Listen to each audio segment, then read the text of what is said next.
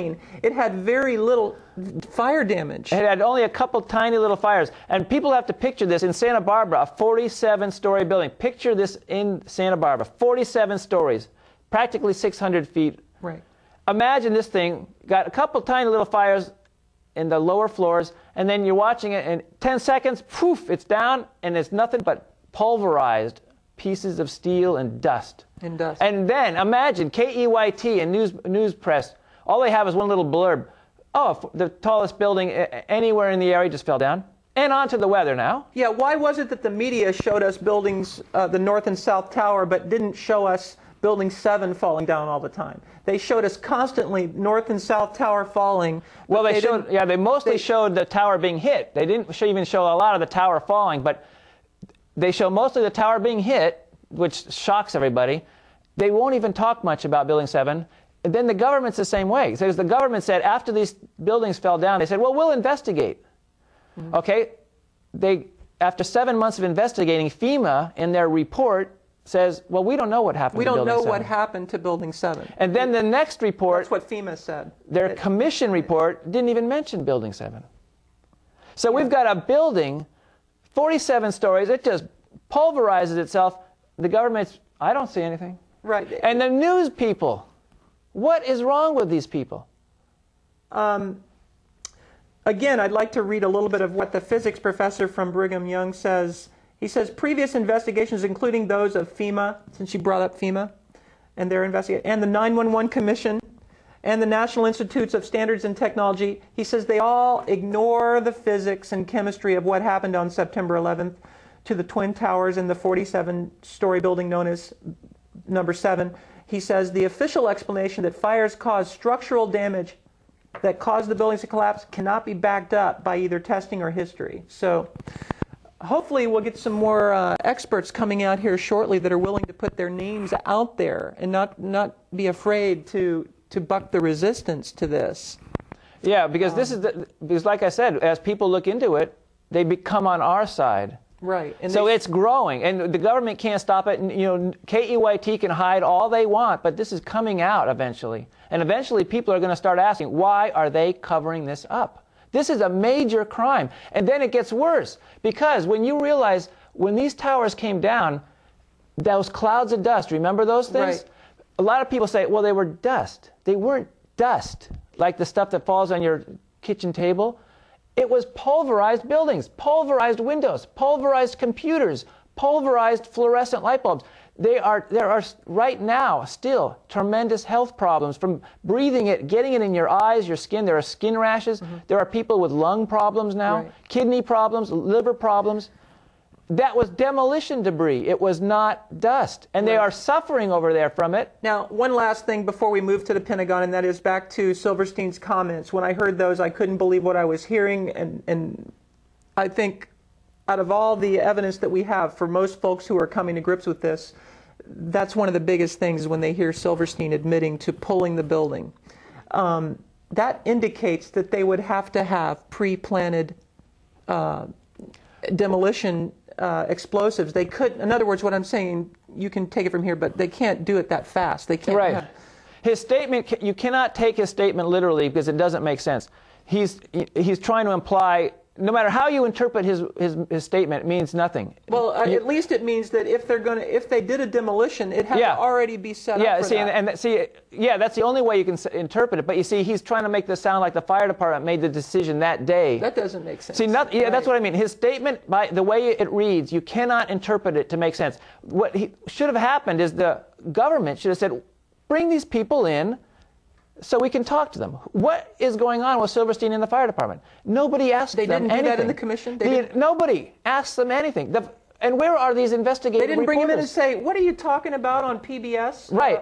I remember getting a call from the fire department commander telling me that they were not sure they were going to be able to contain the fire. And I said, we've had such terrible loss of life.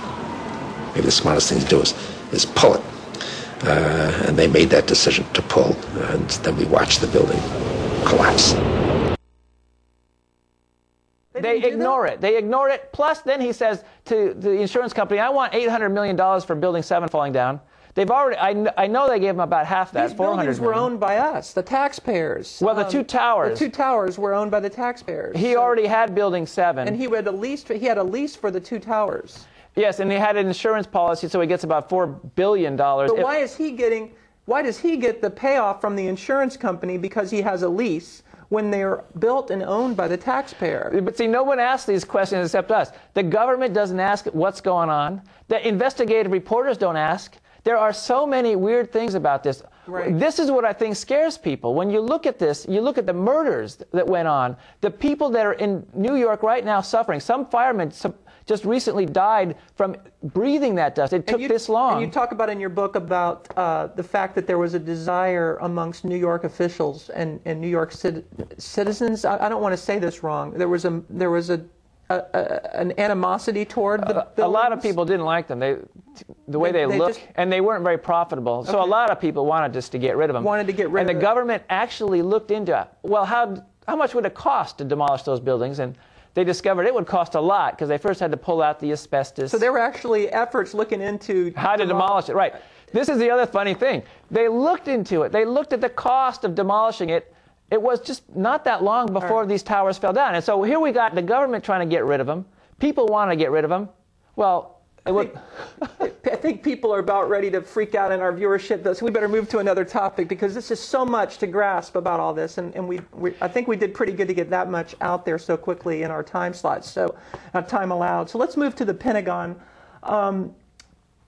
Was there wreckage of the 757 found? Yeah, now this is another one. The Pentagon was supposed to be hit by a large commercial airplane, Flight 77. Now, the problem with this is you've got this airplane. It was flying all the way over by Ohio when it finally disappeared. Indianapolis, the air controllers at Indianapolis had the last communication with it. By Ohio. But it was by the Ohio area when suddenly the Indianapolis air controller tries to contact it and it doesn't respond. And they put out this signal, help, this plane's gone. All of a sudden, the plane's missing. Right. And now, so this was after they already knew about the other hijacked planes. Well, from the controller's point of view, they didn't know about it yet.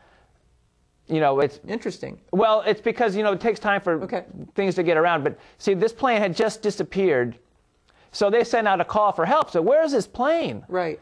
And then about a half an hour to 45 minutes later, they can't find it until it shows up all.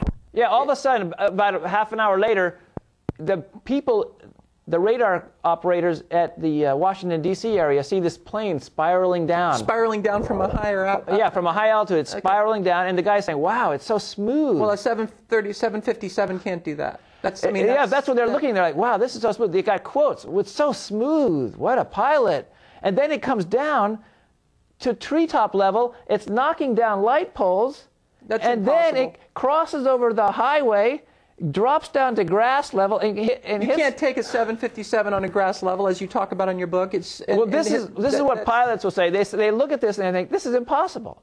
A Boeing 757 is equivalent to a bus with wings. It's meant to transport people. It's extremely unmaneuverable. Right. It's not one of those trick biplanes that you can go circles and flips. So it supposedly hits the Pentagon. The military's own account is it hits the Pentagon on the first floor, the ground floor. It hits the first floor. The problem is the plane, the size of the plane, it's bigger than the first floor. And we'll put up on screen the damage to the Pentagon, and you go into this a lot in your book about how the damage is insignificant compared to what should have been the case with a plane like this. Yes, when the planes hit the South Tower and the North Tower, you can see, like the North Tower, you can just see this plane-shaped hole. But this wasn't even a steel building. This was concrete. Yeah, it hits the building. You can't find a hole. Plus, the roof is still standing. Right. People don't know this. See, here's another thing most people don't know. They've seen pictures of that broken part of the building. That's not what happened. When this plane first crossed over that highway and then crashed, people on the highway stopped. Some of them had cameras, and they're taking pictures. And it shows the roof of the Pentagon still intact. The Pentagon was completely intact. There's nothing on the grass. There's nothing. There's no firemen yet. Even show the jet coming in at grass level. There's no damage on the grass. Yeah. There's no damage anywhere. There's just this little fire. Right. There's a couple broken windows. And then, about 20 minutes later, this portion of the Pentagon tips. Okay. Now, a lot of folks should be thinking, if they're really on top of this, well, if a jet's coming in, a big, huge airliner like that, well, the Pentagon certainly has air defense. Why couldn't they have taken out this jet? So well, that's where that's what it looks like it did happen. You see.